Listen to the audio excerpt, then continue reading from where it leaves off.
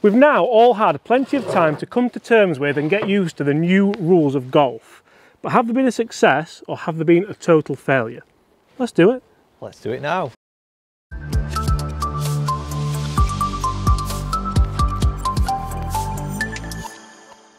Hi everyone, James Robinson here. First of all, it's a walking Wednesday, and guess what day this is going out, guys? Friday. Wednesday. It's going out on Wednesday. Is it really? Yeah, we've actually timed it perfectly this week. Gaz, how are you? I'm great, thanks, yeah. Good, feeling better? Walking with a bit of a limp, but yeah, I'm not bad. Yeah, you had a running issue, didn't you? Yeah, I slipped down on some mud and hurt my knee, so had a stiff leg for a couple of days, but I'm not bad now. Getting a few steps out here will do you well, won't Yeah, it? So, definitely. guys, today we're talking about the rules of golf, but not just the rules of golf, the rule changes that we had back in 2019, was it? 2019 it were, yeah. So we've had a bit of time to come to terms with them, get used to them. Some of them I think have been a success. I'm not going to hold my hands up and say they've all been a massive failure. Some of them, what do you think? So, some of them, yeah, I mean, we'll get into a bit more depth about it, but some of them I'm a bit disappointed with, to be honest. Yeah, and I think we want to get the guys to comment below, don't we? So should we get them to comment their thoughts on it and any questions they've got for another video? Yeah, I think, guys, you know, they had an opportunity to introduce some new rules. What would have been rules that you would have liked to have seen introduced? You know, is there any rules in golf that you think are unfair and they should have been addressed? I've got one which I think is massively unfair, and I know that it's going to be in the comments, and it is, I'm going to get into it now. Divots should be GUR. Yeah. If your ball's in a divot on the fairway, I think if you're in the rough, that's fair game. Yeah. But if you're on the fairway, I think a divot should be GUR. And I think your playing partners should be able to determine, like if it's embedded ball, your playing partner goes, yeah, that's embedded, take a drop. Unless you're Patrick Reed. But anyway. You're not allowed to say that. You might upset some Americans. Yeah. Rory's done it and all. Remember that? I got a bit of grief for that. Did you? Yeah. Right. So Gaz, what do you think's the first rule change which you think's actually been a success? Oh, good question. I mean, whether you like it or not, I think leaving it flagging for speed of play. Yeah. You know, most people are getting comfortable with that now. Especially now, more than anything. More than ever, yeah. But I would say that's been a success, you know. Are you flag in, flag out? Well, it were never my cup of tea at first. You know, at first, you know, from 10 feet and in, it were you know, not known to me. But if they're good pins and they're thin, then I mean the statistics there said that it's an advantage, don't they? Yeah. So I've got on my phone here, Gaz. This is the R&A website, and it's 20, I think, is it 20? 20 things that you have to, oh, not if I go off it like that. I've had a nightmare. So it's 20 must-know rule changes of 2019. Now, the first one, which I think's probably one of the most ridiculous rules ever, and it's this one, Gaz. Can you just hold that for me? So I just need to... Like, and this is like a daft thing, but how do you determine that?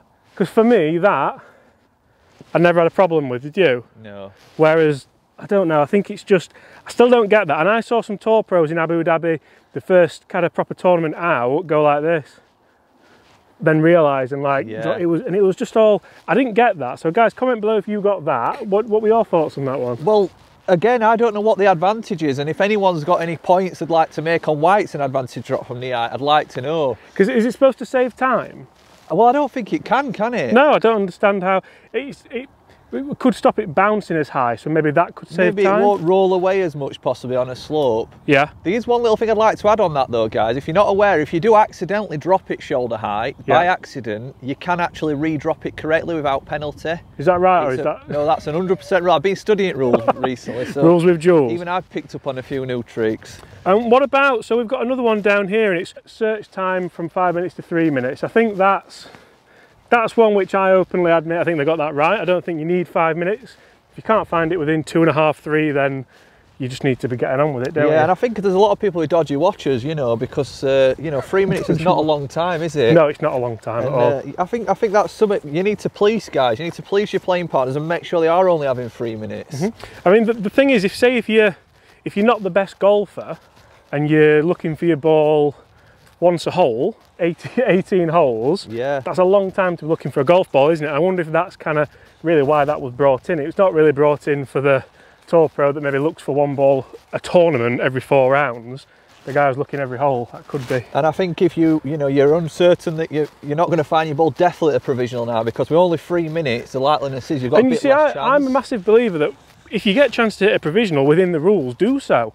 because if anything, it gives you another kind of shot to loosen up and get any swing thoughts you want in there. And I know that's probably bad etiquette, but just hit it. You know what I mean? If you're not 100% sure it's in play, it takes less time to hit another one provisional than it does to run back. Do you ever have to run back to the tee as a junior? Do you remember that? Yeah, definitely. I once had to run back in a tournament, and then I lost my scorecard as I was running back. So then I was just I was finished, to be fair. Any more things you want to add? I'm going to have a look through this list. I mean, one of the points I did want to talk about was stroke and distance. Because now you said this earlier and I didn't understand until you actually explained what it is. So you're probably aware of this, guys. If you knock a ball out of bounds, there's a new rule now where you don't have to actually hit a provisional ball. You can, for a 2-shot penalty, drop the ball, sort of using a 90-degree rule, out into the fairway, so it's no closer to the hole. However, this stroke and distance rule, it has to be a local rule. The club have to enforce. They have to enforce it as a local rule. So I think it's a fantastic rule, but unfortunately nobody's using it. So what a waste! You know, why did they make it that you couldn't use this rule in a competition and in an handicap competition? Yeah. Because it would have been a great rule. That would have sped up play, wouldn't it? Definitely, massively. 100%. Yeah. But then I suppose it relinquishes that. I say we've all been there. You guys might not have been there, but I've definitely been there where I've hit a tee shot, lost it, pegged it up. All of a sudden you've got that pressure to not hit the same shot. I think I've once stood there and hit 3 balls out of bounds. Obviously left, because jumpers are still available if they want them, but it relinquishes that, so it almost turns it into it's not find it, hit it, find it, is it? It's find it, drop it, hit it, and that's... If they are trying to speed up the play, these are rules that could really help the game, you know, moving forward. Yeah, I think there's speeding up play and there's deserting the honour of the game, or the rules of the game, if you know what I mean. Honour. If we had just one more point in that for you guys, if you are playing sort of social golf, or you're part of a golf society, or friendly matches, I think these are great things to use to speed up your game. 100%, yeah. Definitely, speak to your organiser and see if that's something you can implement in your groups. Yeah, no, absolutely agree with that. And then another one for me is double hit. So there's no penalty now for a double hit. Has anyone done that purposely, like a like that? Is that something you'd try and do? So on that point you've just made then, is that not more of an advantage for a higher handicapper? Well, massively, yeah. I mean, you wouldn't think a low handicap hits as many double, although Nathan Rogers, if you're watching, I think he once triple hit one, to be I think he rolled up the shaft. So I'd love to know penalty for that one. Yeah, but that's no longer a penalty. Does that speed up play? Does it make it easier? It probably speeds up play in that people aren't saying, oh, I think I double hit that, what do I have to do? And then spend 5 minutes kind of doing that. So there's that one, and then another couple on here which I think have been quite good. So pace of play, it's recommended, see, this is recommended, it's not a rule. So it's recommended that you take no longer than 40 seconds to take a shot, and usually should be able to play quicker than that, and ready golf is encouraged. For me, that's great but pointless, because they've said, well, we advise you do this, but if you want longer, have longer. Like, once you find your ball and you're in the vicinity of your ball, should we have a bit of a time limit on there to hit it? Yeah, I mean, I suppose it... We have a time limit for finding a ball, don't we? Yeah. So there's no excuse for saying that you can't police that. But then is that a case of making it more stressful than what it should be for people? Potentially. I think that's maybe something... 40 seconds is plenty of time, you can get your distance, you can have a practice swing, there's plenty of time there, isn't there, if you're not... Yeah, potentially. Another good point for me, which I enjoy, is that you can tap down a spike mark on the green. So that's something which I think is good. You can move loose impediments in bunkers. I think that's been a success. I think all these things are to help the golfer, they're to help people who want to play golf, but then we still can't move a ball from a divot in the fairway. Well, so saying that looks quite fresh, doesn't it?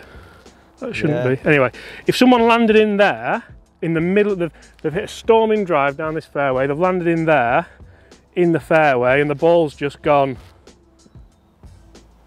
and you see, obviously because it's on a hill straight in there, how would you feel? Oh, you'd be disgusted, wouldn't you? It'd really spoil your day. So I think that could have come in line with spike marks on the green and moving loose impediments and things like that.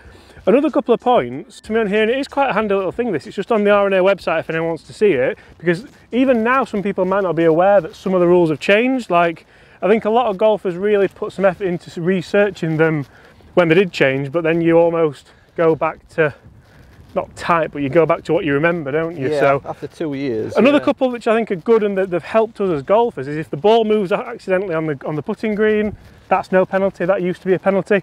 Did that cost Did that cost Dustin Johnson a major or someone?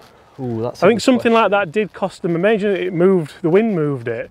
Was it Chambers Bay, maybe? I can't remember. Somebody will correct us on But that generally, one. it takes something like that, a big event to happen, for them to change the rules, doesn't it? And yeah, we're kind of always learning and progressing with that.